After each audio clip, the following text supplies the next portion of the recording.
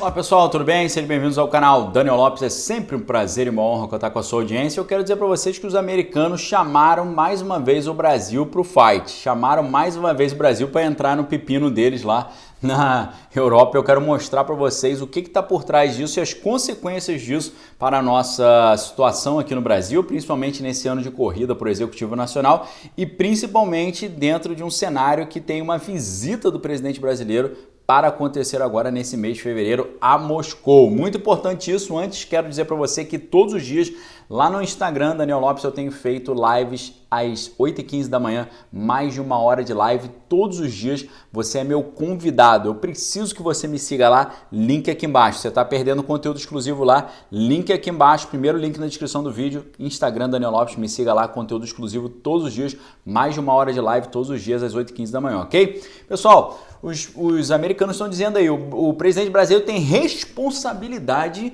de confrontar o presidente russo. É isso que eles estão falando. O Brasil tem responsabilidade. Isso porque um porta-voz do Departamento de Estado americano, ele falou agora na última sexta-feira, dia 28, para a BBC, falou que o governo brasileiro tem responsabilidade de defender os princípios democráticos e proteger a ordem baseada em regras e reforçar essa mensagem para a Rússia em todas as oportunidades. Essa declaração aí foi resposta ali a um questionamento sobre a visita do presidente brasileiro ao presidente russo marcada agora para fevereiro. Essa visita foi confirmada agora no dia 27, na última quinta-feira pelo Executivo brasileiro, em meio aí, claro, a uma grande escalada de tensões aí na região ali fronteiriça entre ucranianos e russos, né? Então o presidente está muito empolgado para ir lá, mas isso aí está gerando uma comoção e uma reação muito intensa dos americanos. Eles estão preocupados que agora o Brasil é aliado extra-OTAN, então teria que ficar do lado da OTAN. O Brasil também é membro agora do Conselho de Segurança da ONU. O Brasil está fazendo processo para entrar na OCDE, que é o grupo dos países mais ricos do mundo. Então ficou uma situação sensível aí para nós. Mas nós recebemos um aporte conceitual muito legal, porque o Dr. Yanis Berzins, ele publicou um artigo muito interessante, e é claro que eu vou deixar aqui embaixo, no primeiro comentário fixado, o link desse artigo, né? Um artigo especial que ele fez aqui para o Brasil. Ele é da Academia de Defesa da Letônia e do Centro de Pesquisa de Segurança e Estratégia. Ele trouxe uma reflexão muito interessante que vai mostrar para vocês o que está em jogo e qual é o papel do Brasil no meio desse pepino aí. O Brasil vai ficar de qual lado, né? Eu já pergunto para você, você acha que o Brasil vai ficar de qual lado? Vai ficar do lado da OTAN, já que ele é um aliado extra-OTAN, ou ele vai ficar do lado lá dos russos? Eu acho meio difícil pro lado dos russos, mas o que o Dr. Yanis Berzins ele disse? Ele escreveu um artigo muito interessante chamado A Geopolítica das Relações entre Russos e Ocidente, Antigos Fantasmas e uma Nova Era. E ele falou, né, que os russos cada vez têm uma posição mais estridente, né? E a grande questão é que eles ficam muito preocupados porque grande parte dos países que eram membros da sua União Soviética antiga e do famoso Pacto de Varsóvia hoje são membros da própria OTAN. Então passaram para o outro lado, mudaram de time.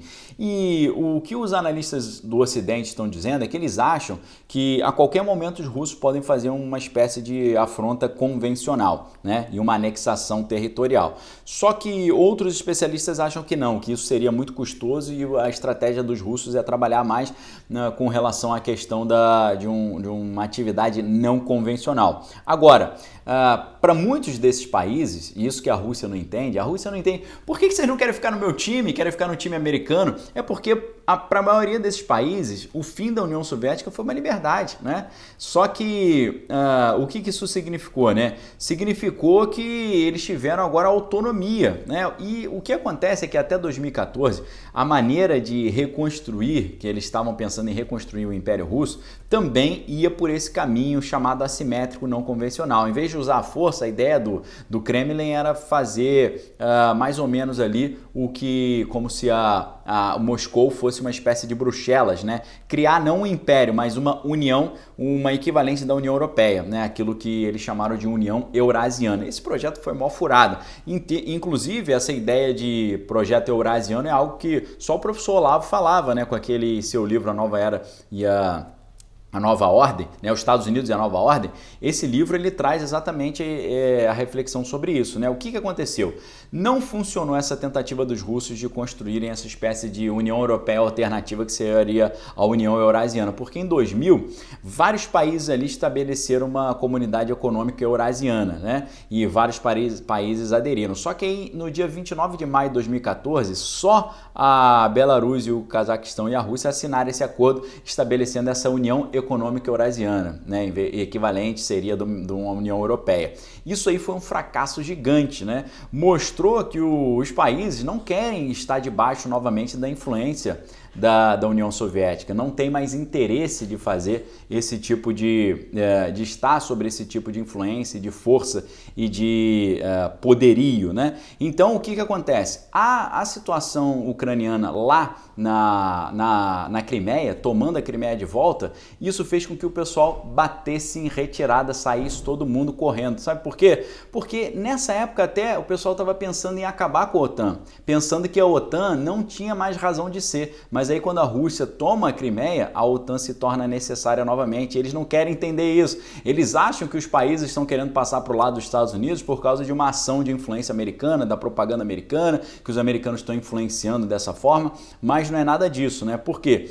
Na verdade, os países não querem voltar a fazer parte desse grupo aí de Varsóvia, estar submetido a esse poderio russo. Então, o que os russos deveriam fazer é fazer uma autocrítica e entender que essa rejeição a fazer parte de um mercado comum com os russos existe. E o que os russos fazem? Em vez deles fazerem uma autocrítica, eles ficam dizendo que a culpa é do Ocidente, que eles estão fazendo operações de informação, operações psicológicas, operações de influência e para negar, né, os seus direitos a essa zona de influência e tal. E a gente vê até um artigo de um general russo que ele falou, né, que o Ocidente utiliza essas ferramentas para tentar atrapalhar o nosso grupo aqui dos nossos países e por aí vai. E o que acontece, né, é que qualquer oposição por parte da população russa é vista como influência americana. Eles ficam neuróticos com isso, né? Em vez deles aceitarem que realmente o seu país tem problema e tentarem atender e contornar esses problemas, eles colocam tudo na conta dos americanos. Não, os americanos que estão querendo desestabilizar, os americanos que estão querendo atrapalhar a gente,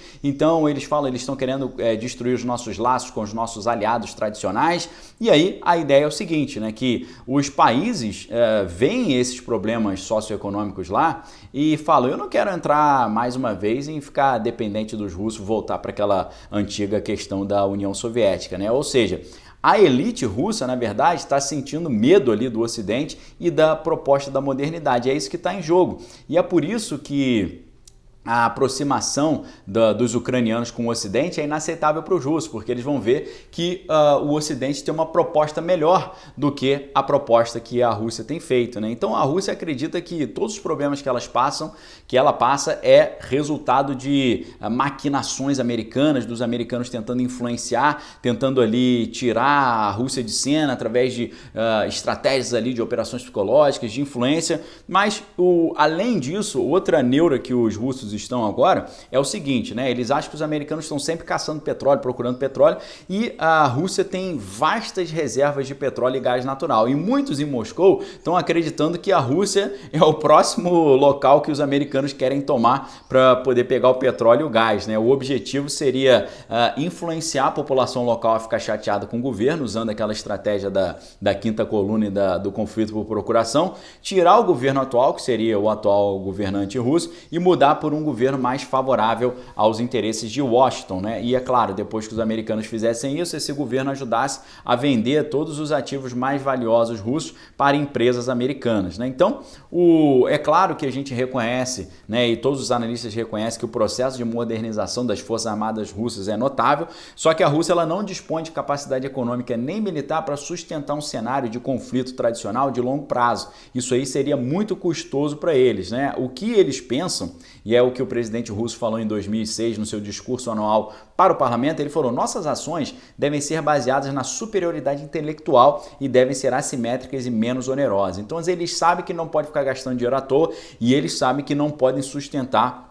uma encrenca de longo prazo. Então eles estão usando uma estratégia que é a estratégia da escalada, tá certo? Eles querem fazer uma estratégia de escalada, né? Então como é que é isso? Eles vão fazendo a coisa ficar tão tensa ao ponto que eles acham que os americanos vão ter que negociar, a OTAN vai ter que negociar. Só que no meio disso, o problema é que os americanos podem se empolgar com essa escalada e partir por tudo ou nada. Aí entra a encrenca verdadeira. E o Brasil fica numa sinuca, porque o Brasil é aliado extra-OTAN, o Brasil está entrando na OCDE e o Brasil teria que se posicionar favorável à OTAN, já que ele é um aliado extra-OTAN. E eu te pergunto, se dessa encrenca toda, primeiro, de qual lado você acha que o Brasil fica? Segundo, você acha que isso tem influência na corrida que nós temos diante de nós aqui para esse ano de 2022 para o Executivo Nacional? Deixe sua opinião nos comentários. Forte abraço, fique com Deus, amém suas coisas, retém que é bom. Clica aqui embaixo para você me seguir no Instagram, porque lá tem conteúdo exclusivo todos os dias às 8h15 da manhã, ok? Clica aqui embaixo, notícias aqui embaixo também. Forte abraço, fique com Deus, examine todas as coisas, retém que é bom. Valeu!